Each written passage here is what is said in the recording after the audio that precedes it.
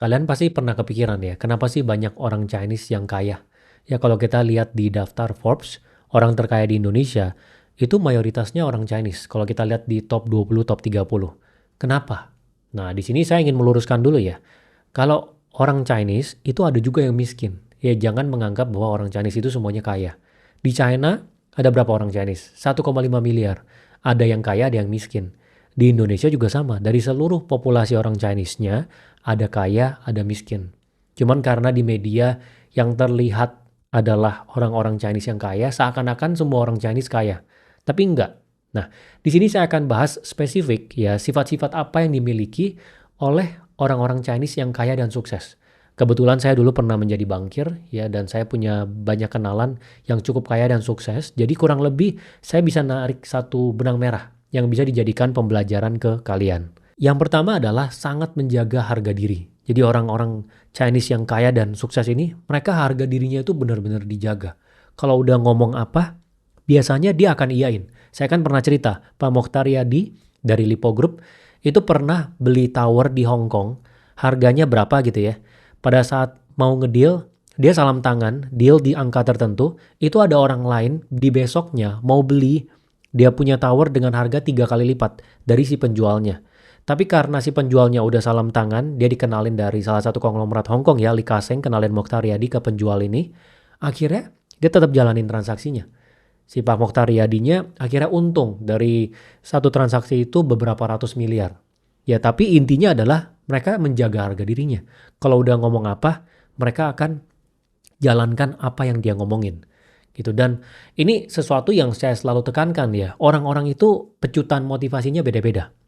Ada orang yang dia tuh motivasinya baru nyala ketika dia dihina. Ketika dia diremehin sama orang lain. Kenapa? Karena harga dirinya tercoreng. Ya dia mau jaga dia punya harga diri. Gitu. Nah, orang-orang Chinese yang mereka kaya dan sukses rata-rata memang tanpa dihina, tanpa diremehin, mereka punya sifat itu mau jaga harga diri. Kalau ketemu orang tiap tahun, tahun baru gitu ya, ketemu keluarga, dia pengennya dia itu lebih sukses dari tahun lalu. Dia pengennya dia lebih maju. Bahkan memang ini menjadi suatu budaya ya, selalu ditanyain kerjaannya gimana, bisnisnya gimana. Jadi di situ ada harga diri yang dilibatkan. Nah, makanya saya selalu bilang, kalian kalau misalnya bukan tipe orang yang termotivasi secara natural gitu ya, kalian mesti coba renungin. Gimana caranya buat numbuhin motivasi itu? Ya, karena memang kita butuh motivasi supaya kita mau kerja keras, supaya kita mau coba ya, supaya kita mau ambil resiko. Nah, kalau dari orang-orang Chinese yang ada ini, mereka sangat menjaga harga dirinya mereka. Yang kedua adalah sifat mau belajar. Jadi walaupun si orang Chinese ini mereka sudah kaya, mereka masih mau belajar. Jadi dalam perjalanan menuju kekayaan, mereka itu belajarin semua. Setiap kali ada kesempatan, mereka akan ambil kesempatan itu. Dari course yang free sampai course yang berbayar puluhan juta, ratusan juta, mereka akan ambil semua. Mereka nggak mau kehilangan kesempatan ya, menarik pengetahuan yang penting gitu. Karena mungkin aja ada pengetahuan yang penting yang dia belum tahu. Kayak misalnya, kalau misalnya pikiran tertutup, Bitcoin sampai dengan sekarang mungkin masih nggak beli. Mungkin kamu di sini yang nonton masih ada yang nggak beli Bitcoin. Tapi orang-orang kaya yang sampai di titik sekarang nih kaya, yang udah beli Bitcoin dari tahun 2015, alasannya adalah dia mau belajar. Ada sesuatu yang baru, yang orang lain nggak percaya, dia mau belajar. Dia mau luangin waktunya. Nah rata-rata yang saya temuin memang seperti itu. Dari yang level konglo ataupun menengah-menengah ke atas, mereka mau belajar. Terus belajar supaya dia punya kemampuan bertambah. Kan saya selalu bilang, isi kepala dari seorang pebisnis itu menentukan besar atau kecilnya bisnisnya. Jadi kalau kita lihat ada pebisnis bisnisnya kecil, itu berarti isi kepalanya ya segitu. Kalau ada yang bisnisnya besar, isi kepalanya ya berarti lebih banyak. Apa misalnya? Oke, yang bisnisnya kecil dia nggak paham tentang cara beriklan, cara SEO, cara branding, ya marketing yang benar itu gimana, ya cara membuat sistem gimana, delegasi gimana. Tapi yang kaya, yang lebih besar bisnisnya, dia tahu semua itu ya, ilmunya lebih ada. Ya makanya kemarin ini saya ada ketemu salah satu pebisnis ya, dia omset tahunannya puluhan miliar. Saya tanya dia, lu omset puluhan miliar per tahun kok masih aja belajar di Growin? Padahal di Growin yang saya buat ini kan untuk orang yang mau mulai bisnis atau yang skalanya kecil menengah mau scale up. Kenapa lu yang udah skalanya lumayan gede masih mau? Dia bilang siapa tahu ada ilmu yang gua nggak tahu nih, yang ilmu yang penting yang ternyata kalau misalnya gue praktekin ke hidup gue, itu berguna ke diri gue ataupun ke bisnis gue. Ya itulah mindset dari orang-orang yang mereka ujungnya itu sampai kaya dan sukses. Intinya tuh mereka mau belajar dari siapa aja. Ada satu konglo di Indo ya, dia pengen belajar tentang saham. Dia mau datengin orang yang pakar di saham. Dia datang ajak makan bareng dan dia nunduk gitu. Karena dia tahu dia nggak ada ilmunya di sana. Dia mau belajar dari orang lain yang lebih hebat dari dia. Ada satu lagi konglo yang dia sering kali mengajak anak muda untuk kumpul. Ada sekali dia ngajak konten kreator di bidang finance kumpul. Tujuannya buat nanya-nanya. Oh, konten kreator itu seperti apa sih? Terus pandangan anak muda seperti apa sih? Dia mau belajar. Karena dia mau gali supaya dia nggak kelewat peluangnya. Kayak misalnya dulu, sekarang kan lagi rame nih ya, peer-to-peer lending. Semuanya banyak yang boncos. Tapi dulu pada saat konsep peer-to-peer lending ini masuk ke Indonesia, itu ada satu konglo yang namanya nggak bisa saya sebutin. Dia itu menjadi yang pertama, dia langsung datengin semua startup peer-to-peer lending. Dia pengen belajar dari foundernya dan dia diskusi gimana caranya bisa kerjasama.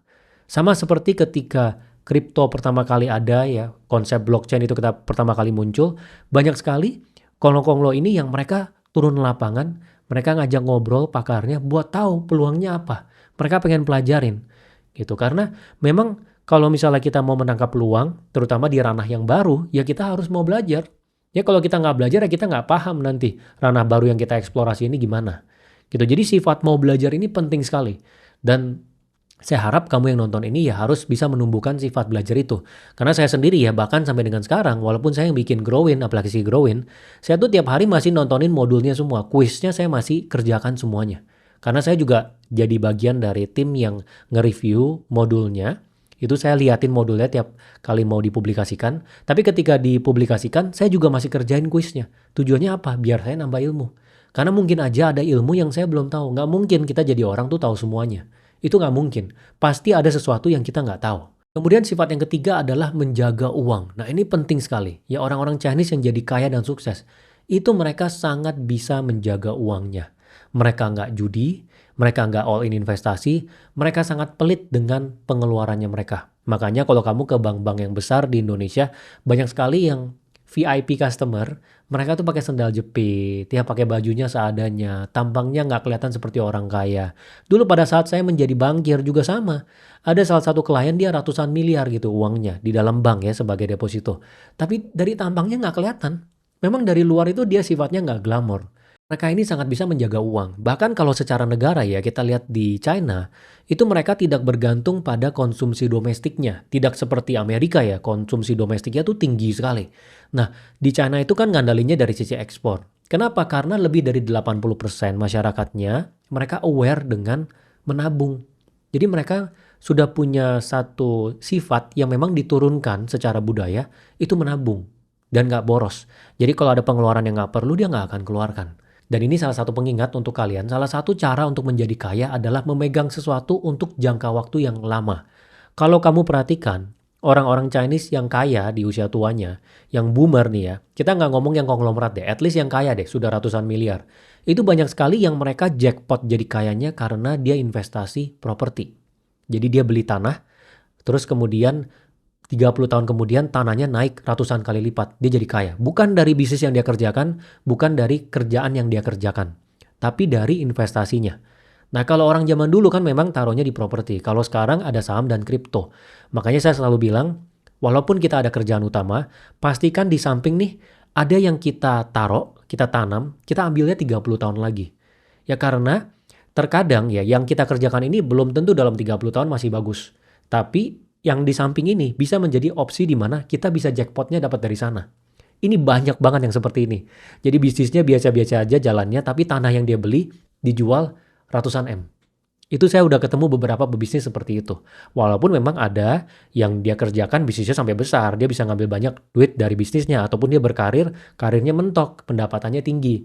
Gitu. Tapi intinya, ya untuk kamu di sini yang nonton, coba pikirin, kamu udah ada belum sesuatu yang kamu taruh di samping yang sebagai kamu punya chance mendapatkan jackpot 30 tahun lagi baru diambil. Entah tiap bulan diinvestasikan atau sekarang lamsam diinvestasikan, ambilnya 30 tahun lagi. Dan orang Chinese kalau kamu perhatikan ada juga yang mereka punya bisnis nggak gitu besar ya. Tapi anak-anaknya bisa makmur. Disekolahin sampai ke luar negeri. Terus anak-anaknya sampai nikah, dibeliin rumah. Padahal si papanya misalnya punya satu restoran kecil gitu ya di Muara Karang yang dia sendiri masih mengerjakan semuanya. Kenapa? Ya dia bisa jaga uang. Dia nggak ada pengeluaran sama sekali. Mungkin pengeluarannya dari 100% pendapatannya cuma 5%. Sisanya ditabung, diinvestasiin buat masa tua, buat anak-anaknya. Gitu. Jadi kemampuan jaga uang ini sangat penting. Saya selalu bilang kan, bisa akumulasi uang itu belum tentu bisa jaga uang ataupun menumbuhkan uang. Jadi itu kemampuan yang berbeda. Kemudian selanjutnya adalah menjaga hubungan. Ya, orang Chinese yang kaya dan sukses, mereka itu sangat jago banget baca orang. Jadi mungkin karena dia juga sudah sering kali bertemu dengan berbagai macam orang, pernah ditipu, dia bisa baca orang, dia tahu orang ini sukanya apa. Tipe orang yang kayak gini nih kita kalau ngomong mesti basa-basi dulu, ngajak keluar makan dulu, baru di tengah ngomong serius. Tipe orang yang kayak gini nih kita harus langsung straight to the point, nggak bisa basa-basi, dia nggak suka. Jadi mereka itu bisa menjaga hubungan dengan baik. Orang-orang Chinese yang berkarir ataupun berbisnis, mereka sangat paham dengan ini. Apalagi yang di levelnya Kong Lo ya, dia udah pegang jenderal-jenderal di bawahnya, dia bisa jaga jenderalnya dengan baik. Ya kalau misalnya kita baca buku biografi dari beberapa konglomerat di Indonesia, ada tuh yang dia tiap tahun pergi ke luar negeri, dia beliin jam tangan mahal buat dia punya direktur. Ya terus dia anaknya dari direkturnya itu ada yang kuliah di luar negeri, dia bayarin kuliahnya. Dia tahu cara menjaga hubungan supaya si jenderalnya itu nempel sama dia terus. Karena itu kunci di mana dia bisa megang banyak perusahaan sekaligus. Gitu. Jadi memang kemampuan menjaga hubungan ini sangat penting. Kan ada peribahasanya ya, satu musuh itu kebanyakan, 1000 teman itu kurang. Jadi mereka ini berusaha gimana caranya supaya semua orang ini dirangkul. Supaya bareng-bareng. Kenapa? Karena kalau kita teman semakin banyak, peluang yang datang ke dalam hidup kita itu semakin banyak. Karena kita nggak tahu peluang itu bisa datang dari mana aja. Ya kayak misalnya Pak Tahir di buku biografinya dia bilang, oh pertama kali dia ekspor dan berhasil dan profit, itu ternyata ada orang yang dia kenal yang bantu dia ekspor. Nggak harus kenalannya pebisnis. Ya kenalan orang yang berkarir di satu institusi juga sama. Kayak misalnya Philip Knight, perusahaannya hampir bangkrut, ya dia membangun Nike. Hutangnya besar, ada satu bank tiba-tiba stop, nggak mau kasih dia pinjaman lagi. Fasilitas kreditnya di stop. Itu ada orang yang dia kenal bekerja di institusi keuangan, akhirnya bantu cariin koneksi supaya bisa mendanai perusahaannya. Gitu. Jadi kadang memang konsepnya benar, kita harus ngerangkul semua orang. Ya makanya ada anak muda yang kadang merasa dirinya itu bisa semua sendiri, terus dia jelek-jelekin orang, ya nggak jaga hubungan dengan baik dengan semua pihak. Karena dalam 20-30 tahun ke depan kita nggak tahu siapa yang bisa membukakan pintu untuk kita.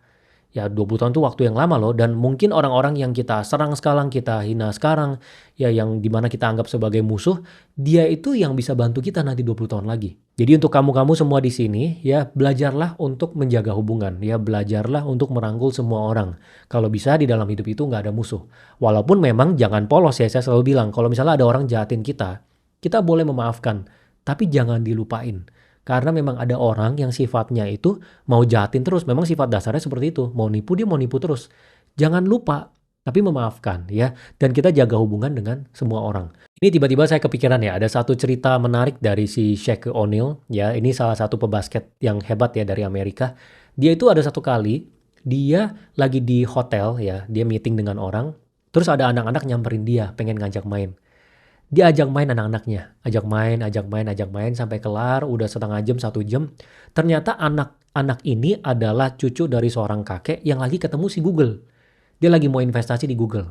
Si Shaq O'Neal karena dia dengan murah hatinya, dia terbuka dengan semua, berteman dengan semua. Dia ajak ngobrol, orangnya ngomong, invest deh di Google, ini the next big thing. Dia invest. Akhirnya dia cuan dari sana. Jadi peluang itu benar-benar bisa datang dari manapun. Jangan menutup diri. Kemudian sifat yang terakhir yang penting itu adalah bersedekah. Nah ini saya selalu tekankan ya, semua yang menjadi konglomerat rata-rata mereka itu di sampingnya ada pelor bersedekah membantu orang lain. Ya kalian mungkin punya kepercayaan yang berbeda di sini tapi bisa dicoba ya.